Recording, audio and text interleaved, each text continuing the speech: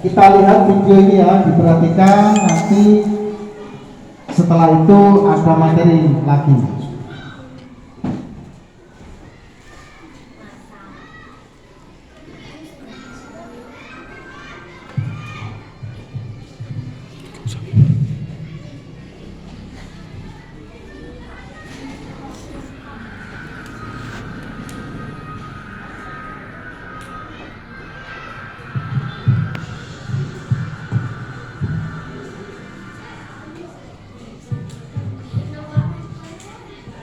Nabi Muhammad SAW tiba di Yasrib tanggal 12 Rabiul Awal atau tahun 6 Juli.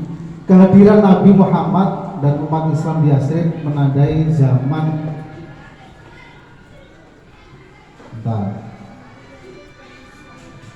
penduduk Yasrib yang bersedia menerima Nabi dan umat Islam. Sedangkan umat Islam yang datang dari Mekah disebut kaum Muhajirin.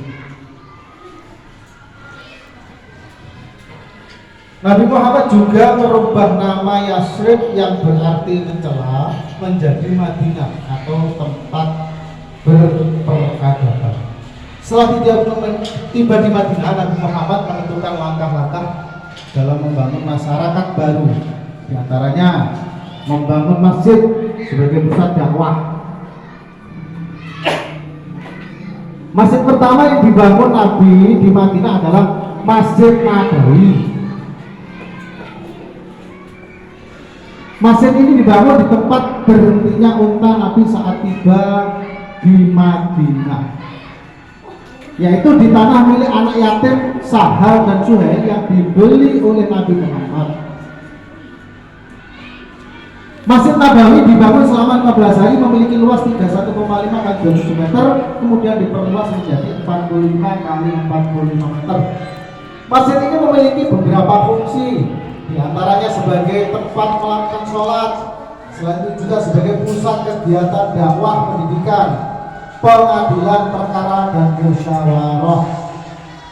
Masjid juga menjadi tonggak berdirinya masyarakat Islam dan awal pembangunan kota. Mempersaudarakan kaum muslimin, ini upaya selanjutnya, yaitu yang berasal dari Mekah atau disebut kaum Muhajirin dan penduduk asli Madinah atau disebut kaum Ansor. Dengan mempersaudarakan tersebut, Nabi Muhammad menciptakan persaudaraan yang berdasarkan iman atau berdasarkan agama Islam. Selanjutnya mengadakan perjanjian dengan Yahudi di Madinah berkaitan dengan aturan hidup berdampingan di kota Madinah. Aturan ini dikenal dengan nama Piagam Madinah atau disebut Mitsaq Madinah. Ya. Piagam Madinah memuat 47 pasal yang di dalamnya mengatur sistem politik, keamanan, kebebasan beragama, perlindungan, dan kesetaraan dalam masyarakat. Piagam Madinah adalah bukti Islam mengayomi semua manusia dan menjadi rahmatan lil alamin. Selain membangun masyarakat baru, Nabi Muhammad juga membangun perekonomian masyarakat Madinah. Jadi sudah dilihat anak-anak. Adapun usaha-usaha apa yang dilakukan Nabi dalam membangun ekonomi? Yang pertama, mempersaudarkan kaum Muhajirin dan kaum Ansor sehingga kebutuhan hidup kaum Muhajirin bisa dibantu oleh kaum Ansor. Menempatkan fakir miskin atau penuntut ilmu di masjid, mereka dikenal ahlu sufah. Jadi orang yang tinggal di masjid itu disebut ahlu sufah. Bekerja sama dengan kaum Ansor, menciptakan lapangan kerja bagi kaum Muhajirin. Terus Nabi menganjurkan kaum Muhajirin yang mempunyai modal untuk bekerja sebagai pedagang. Nah, terus bagi Muhajirin yang tidak mempunyai modal dianjurkan untuk bekerja di sektor pertanian menjadi seorang petani. Setelah menerima perintah zakat, Nabi Muhammad mengefektifkan zakat sebagai penggerak perekonomian. Membangun pasar yang sesuai dengan syariat Islam di Madinah. Jadi pasar zaman Nabi itu sudah ada pasar. Nah, selanjutnya Nabi Muhammad juga menetapkan aturan berkaitan dengan transaksi perdagangan. Jadi aturan dagang menurut Islam diserahkan. Pasar di Madinah merupakan saksi sejarah upaya Nabi Muhammad dalam membangun perekonomian, ekonomi umat Islam terutama. Jadi tugasnya dilihat, nanti ditulis di kertas, di bawah berkelompok. Dilihat tugasnya apa yang dimaksud kaum muhajirin. Tadi sudah ya. Terus apa yang dimaksud kaum ansor? Jelaskan. Tadi sudah di paparan. Mengapa Nabi Muhammad merubah nama kota Yatsrib menjadi Madinah? Tadi kan sudah. Ya. Terus selanjutnya sebutkan langkah-langkah Nabi dalam membangun masyarakat Madinah.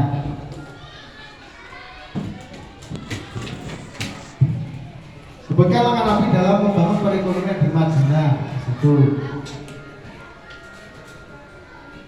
Itulah strategi. Sekarang video yang kedua tentang ini bisa dilihat masih substansi dalam hati.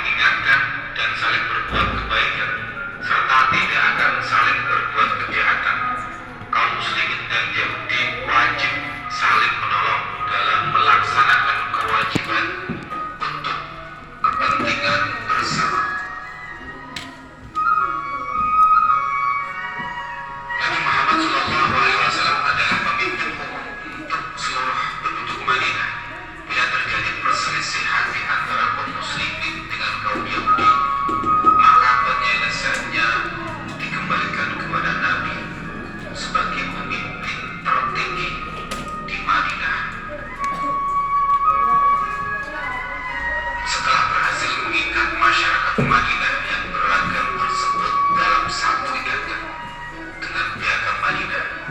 Kemudian Rasulullah Shallallahu Alaihi Wasallam membangun peranata sosial dan pemerintahan.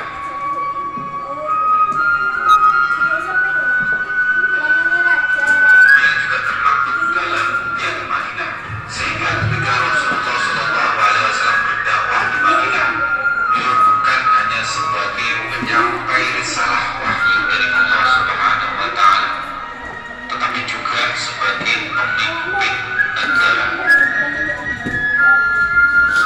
Sebagaimana diungkapkan oleh Bernard Lewis dalam The Middle East, bahwa Rasulullah Shallallahu Alaihi Wasallam di Madinah juga sebagai seorang penguasa yang menjalankan kekuasaan politik dan militer sekaligus pemimpin keagamaan. Begitulah dakwah yang disampaikan oleh Rasulullah SAW, selain dengan mauidhah dan uswah hasanah, juga dengan membangun toleransi di tengah keragaman untuk mencapai sebuah kemaslahatan bersama tanpa ada paksaan. Semoga bermanfaat. Allahu a'lam bishawab.